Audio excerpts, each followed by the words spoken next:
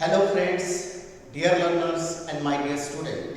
First of all, I take an opportunity to welcome you at my T.Y.B.Sc Analytical Chemistry class. I am Dr.S.R.Labhade working as Associate Professor in Chemistry at Cation College, Nashik. Student, in previous lecture we discussed the instrumentation of flame emission spectroscopy as well as we discussed the working of flame emission spectrophotometry. In today's lecture, we discuss the different types of interference that occurs in flame emission measurement. Therefore, interference in flame emission spectroscopy. In flame emission spectroscopy, interference may be defined as is intended to all possible difficulties which affects the emission reading or emission signal of the analytic element.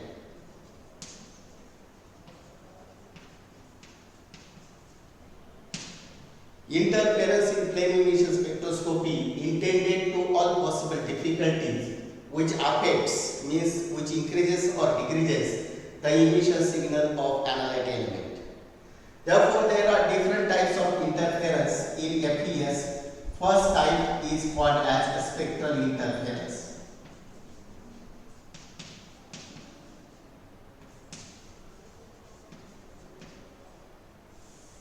Spectral interference is defined as may be defined as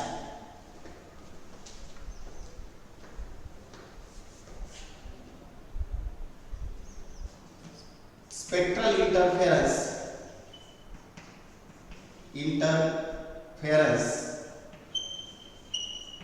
may be defined as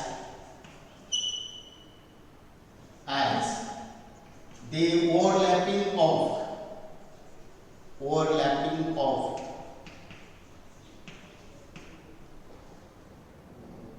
emission line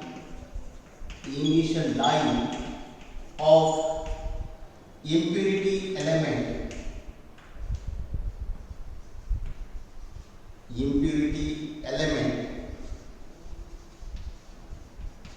over the emission line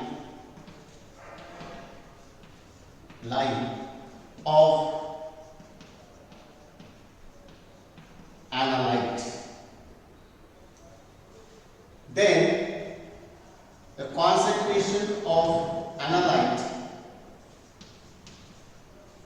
found to be more than actual it is present in the solution. Actual it is present in the solution.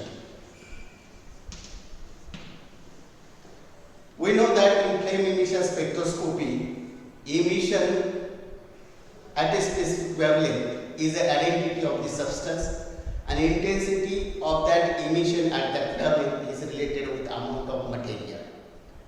Now, spectral interference that gives the positive deviation in the result, that increases the result. This is because of when impurities are present in the solution, that impurities also shows emission at the same wavelength where analyte shows the emission. At that time, the concentration of analyte found to be more than it is present in the sample solution. Therefore, this is called as spectral interference. Spectral means related with emission line. Therefore, emission line of analyte and impurities, if those are identical, then there is a spectral interference which gives the more concentration of analyte. But actually, no two resonance lines have a same wavelength. But in some cases, the resonance lines are close to each other, or emission lines are close to each other, at that time we observe the spectral interference. For example, in the measurement of sodium by flame emission spectroscopy,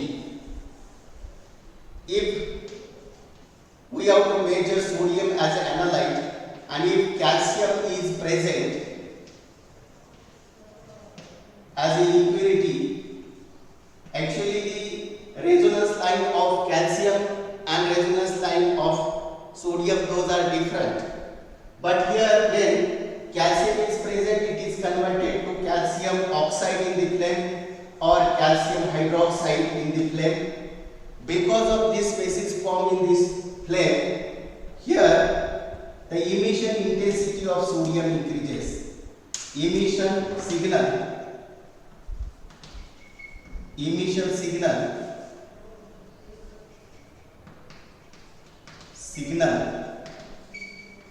of sodium increases.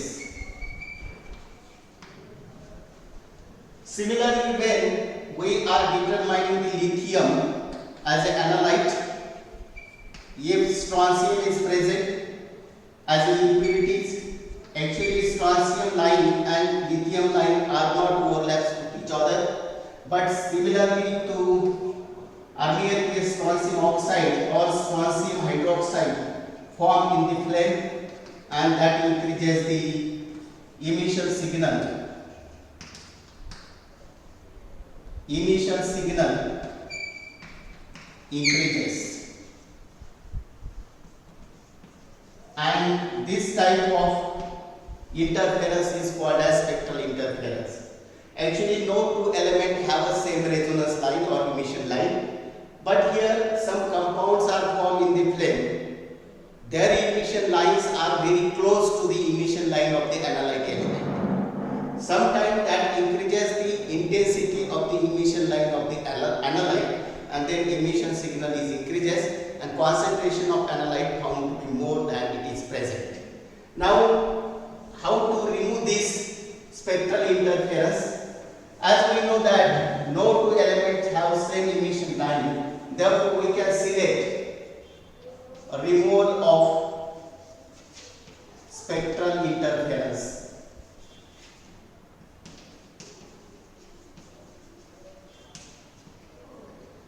No two emission line have same wavelength, therefore here if we observe a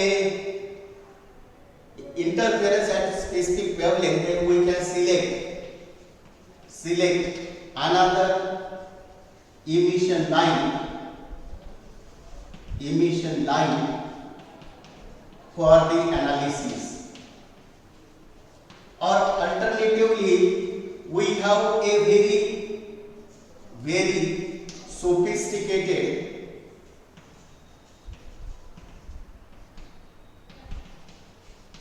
monochromatic system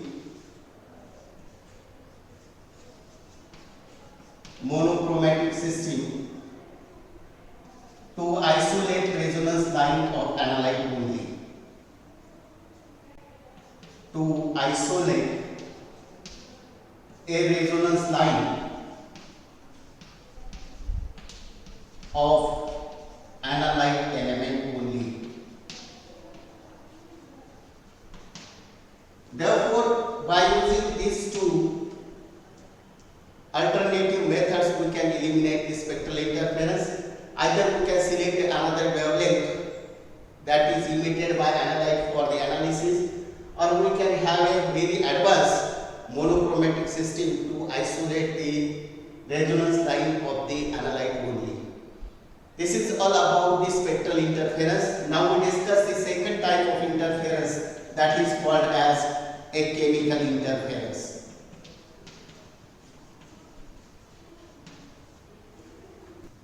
The chemical interference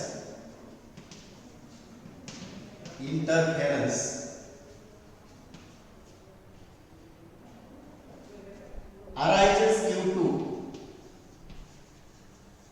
due to formation of thermally stable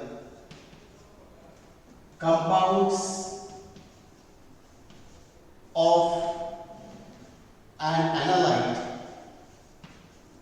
in the flame. So this compound does not dissociate at flame temperature. This stable compound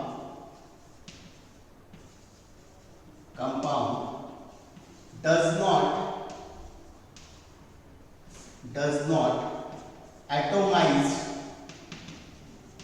and emission reading of the analyte is decreases. Analyte decreases. This will be generally occurs when the complexing anions like phosphate, borate or oxalate are present in analyte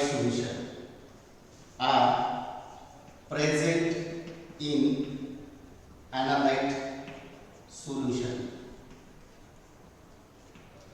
Then here initially these ions are soluble in a solution along with the analyte, but when these ions and analyte reaches to the flame, due to thermal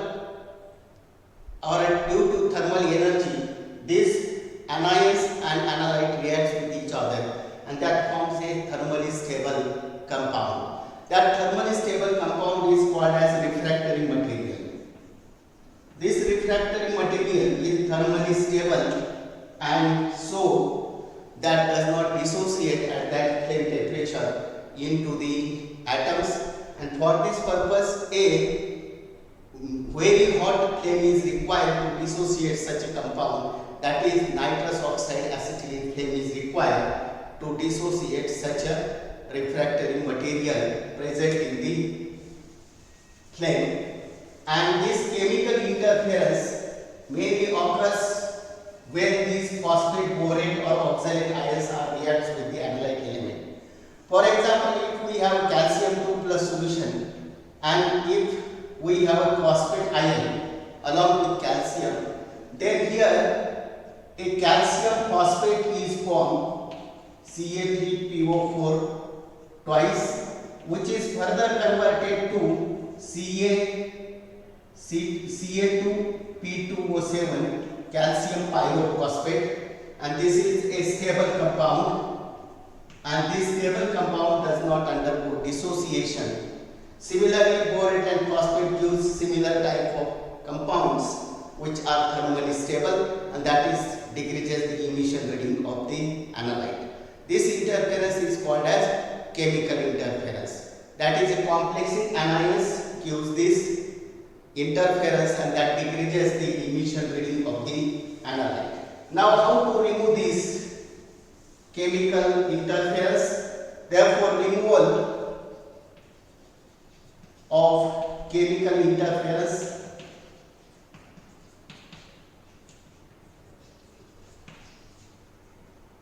in this case, the chemical interference that can be removed, number one, by adding a competing cation, so that added cation reacts with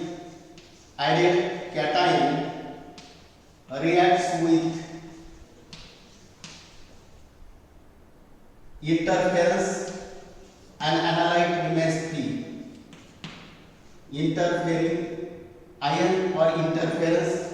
Second thing is that we can react the analyte with chelating reagent like EDTA.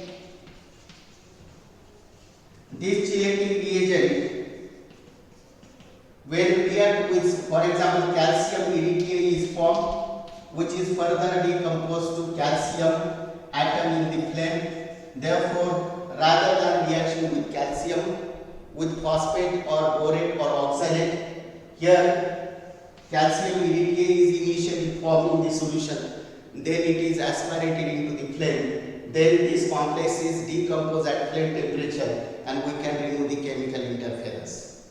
Now the third interference is called as instrumental interference.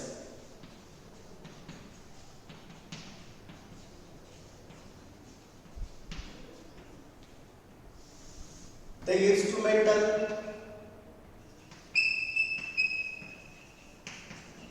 interference occurs due to imperfection in instrumental hardwares.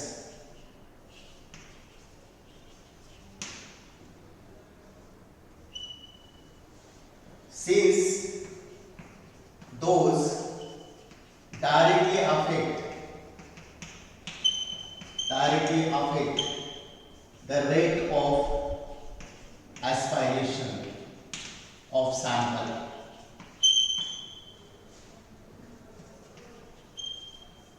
If the instrumental components or hardware are not perfect for working, then it gives the instrumental interference. It also occurs due to fluctuation in power supply. Fluctuation in power supply also affect the rate of aspiration. We know that in flame emission spectroscopy, constant and reproducible results are obtained with properly burning flame.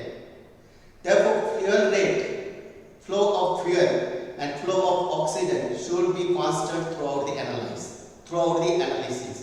Otherwise, here during or meanwhile the flame intensity is get varied because of the excess amount of fuel or sometimes excess amount of oxygen or less amount of oxygen.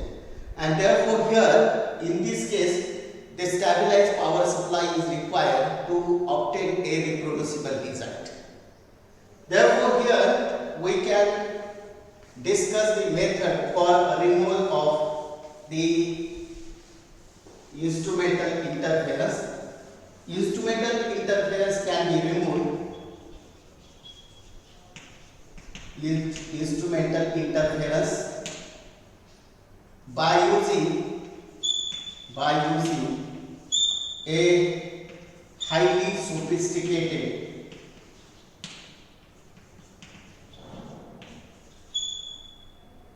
instrumental hardware parts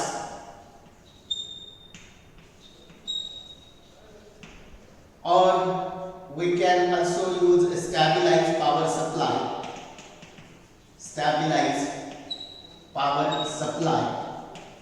to obtain a proper and a constant burning flame. Now we discuss next type of interference, that is called as background interference.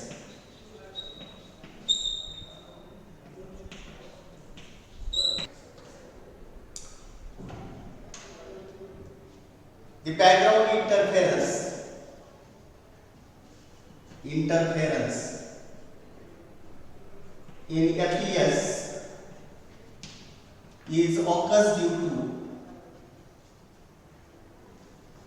due to unwanted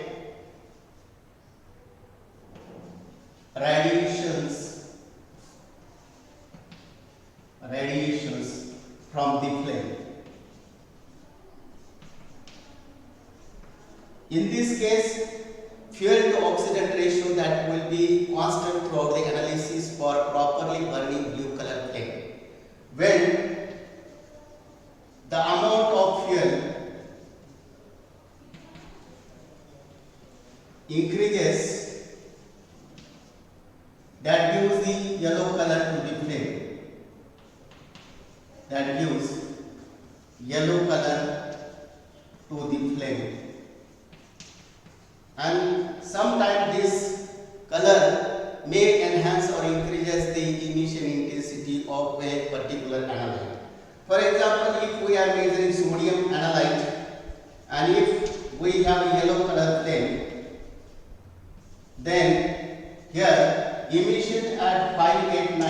nanometer, where we measure the sodium, then it get increased.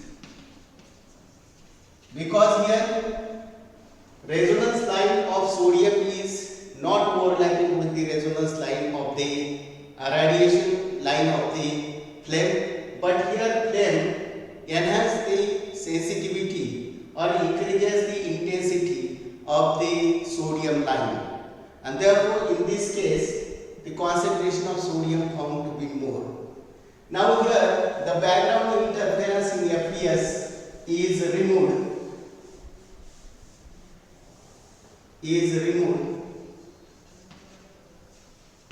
by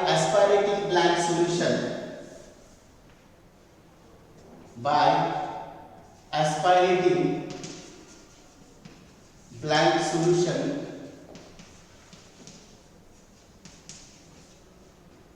and emission reading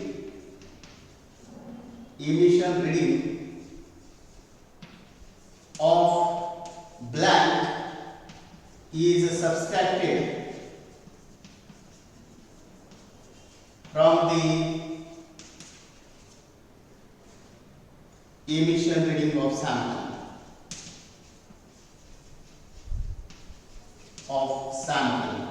and it is called as a background correction.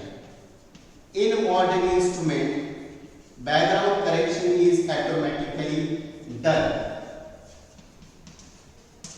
but here the blank solution reading may be subtracted from sample solution reading in order to carry out the background correction.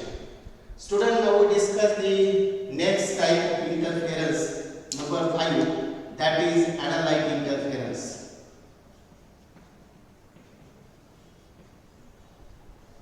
In this case, analyte itself is responsible for this type of interference. The analytic interference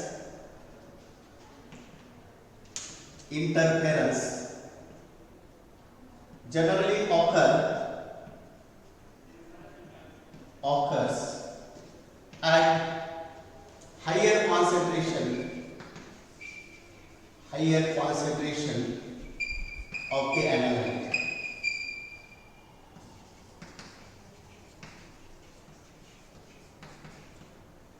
When analyte is de-excited with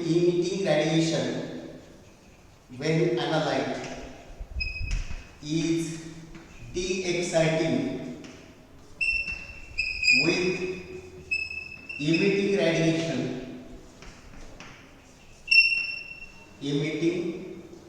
radiation, those radiations are absorbed by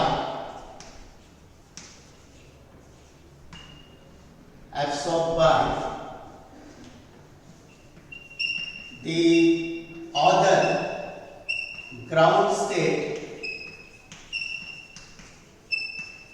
atoms of the analyte, and that decreases the intensity of emission line.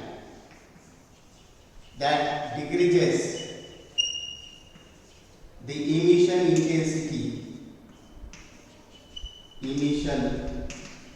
intensity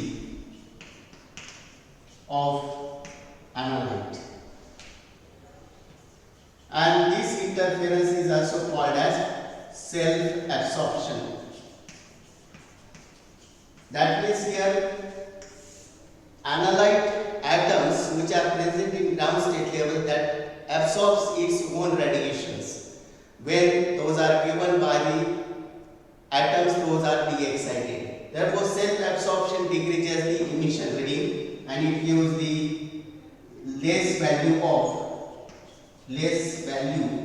of analyte. That means here, when we plot a graph of emission reading as a function of concentration, we must have a straight line passing through the origin. But at higher concentration, this line is get bent in this fashion. That indicates there is a self-absorption. This is because of self-absorption. The linearity is get disturbed and that is due to the absorption of radiation by similar type of atoms present in the flame. Next is a cation interference. Cation interference. In this case, the emission intensity of cation, one analyte is increased when other is present. Actually, the emission line of the both elements are not exactly overlapping, but here when a analyte containing other cation, that also shows emission near to emission line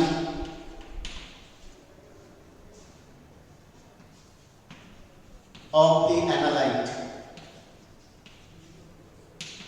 That means emission line of that particular cation and emission line of the analyte are not exactly matched, but those are near to one another. Then the analyte concentration is increased. Then analyte concentration is get increased,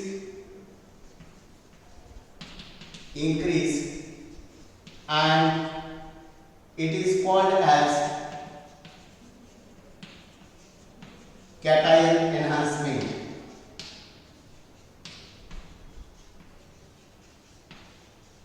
For example, in determination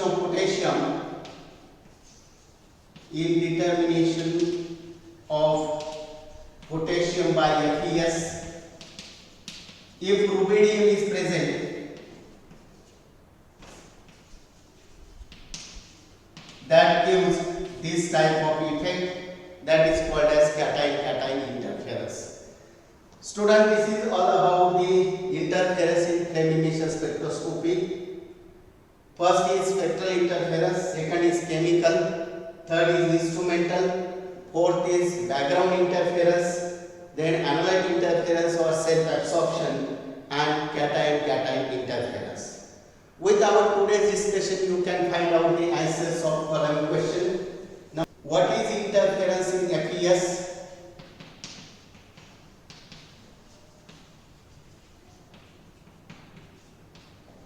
FES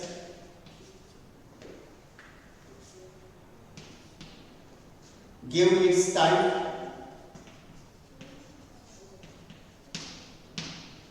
Second, what is spectral interference? Spectral interference.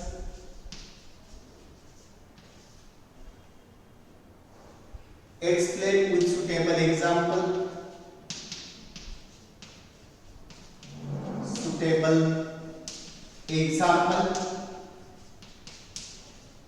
What is chemical interference? Give example.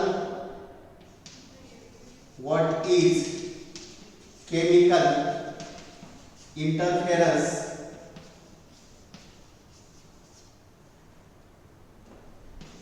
Give example. What is mean by self-absorption? What is mean by self-absorption? Define background correction, or what is background correction? Correction in FES. Background correction in FES is related with removal of radiations from the flame. Student, from the today's discussion you can find out the answers of all these questions. With this we stop here. Thanks for joining me. Keep learning. Happy learning.